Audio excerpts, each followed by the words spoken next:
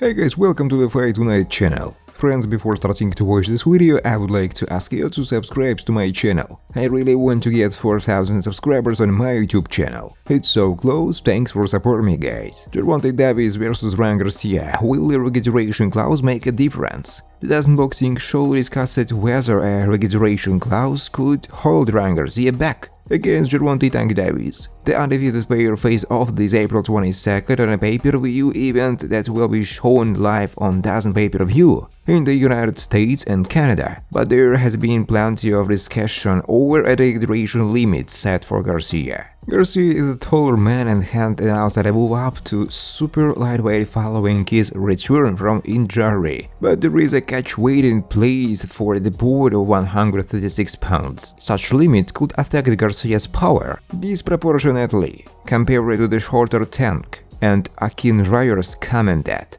"One point I thought is Mario Barrios, and Tank did fight him at 130, and there was no regeneration clause in that contract, and no issues on whether the weight was going to be, but obviously and evidently Tank and his team think Garcia will be a threat if he regenerates too, in terms of power and in terms of size. That's not a bad thing, it's a smart thing, but it's still a thing.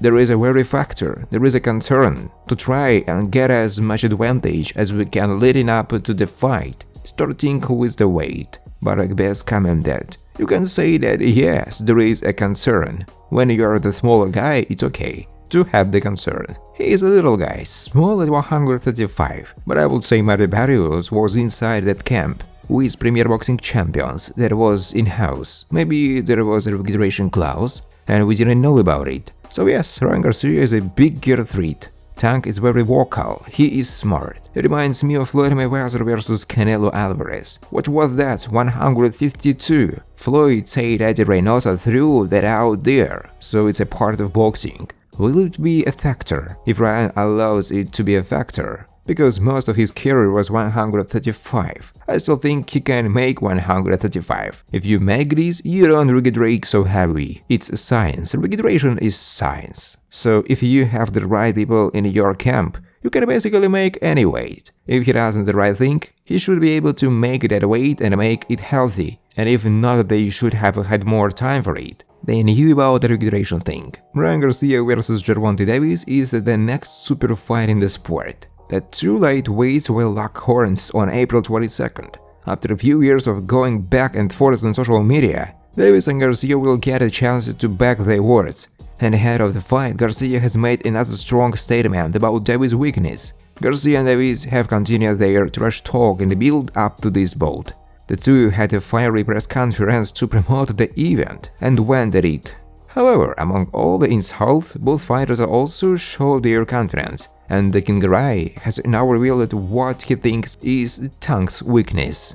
Garcia recently joined Logan Paul for an episode of Impulsive. He spoke about a whole host of topics on the podcast, and at one point, when referring to Davis' fight against Romero, Garcia said, "And if you look at it, yes, he knocked him out. But was he in control of the fight? I would debate that he wasn't." The 23-0 boxer then explained it. With Rolly, he didn't have a moment of, "Oh, I'm in control of this." He was really, genuinely worried about getting knocked out because the guy had a heavy hand, so he stayed on the back foot a lot. Thus, these comments from Garcia show that he is not worried about Davis, because he believes he can control the fight. However, Paul then pointed out to Garcia that Davis could still catch him. To this, Garcia replied, "He can't shoot strength shots because he is too small." Therefore, the comments from Garcia prove that he does not rate anything other than Davis' power. And while Davis has power, Garcia seems very confident that he can avoid getting into a situation where Tank will get to use the power. What do you make of these comments from Ryan Garcia?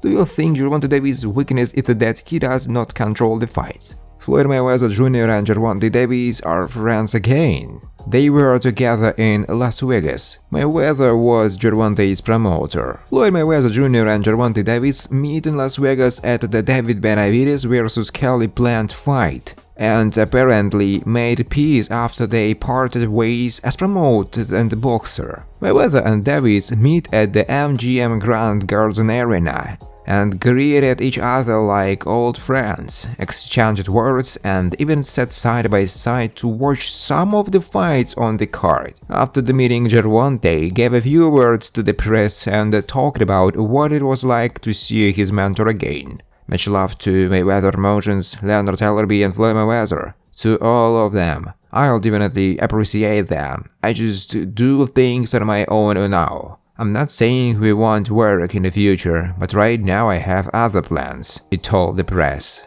Why did Mayweather Jr. and Davis fight? Floyd Mayweather Jr. had Gervonta Davis since the beginning of his career. Under money, Tank, he became world champion, but there were things he didn't like and he decided to change promoters. Before his fight against Ryan Garcia on January 7th of this year, Davis announced that he would not continue in the ranks of Mayweather Promotions. Tank claimed that Floyd's shadow was over him and that he wanted to go his own way. Mayweather Jr. took things in stride and said it was normal for Davis to want to find his own way. You meet a kid and he comes up to you for an autograph. I sign the autograph for him and then I tell him, in a few years when you get older, I'm going to work with you and make you world champion someday. Years later, I started working with him, helped him, and pushed him to be great,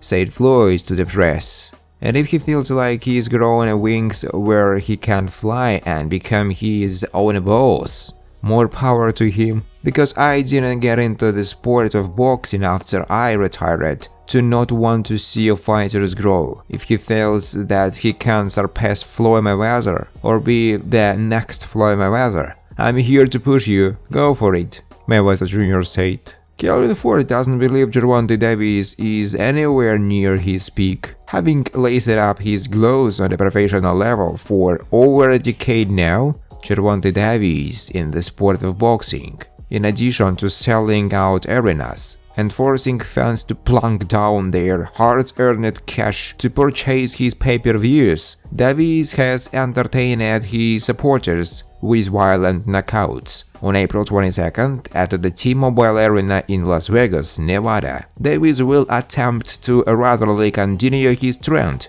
against Ryan Garcia. Prior to inking his name on the dotted line, Davis added yet another knockout victory to his ledger, doing so at the expense of Garcia. Kelvin Ford, Davis' trainer from the very beginning, has helped mold him into the fighter he is today. And while their renowned trainer is convinced that his charge is one of the best pound-for-pound pugilists in the game today, he believes that Davis is only scratching the surface of his unlimited potential. Nowhere close yet, said Ford. Thanks for watching, guys. If you like this video, please subscribe to my YouTube channel.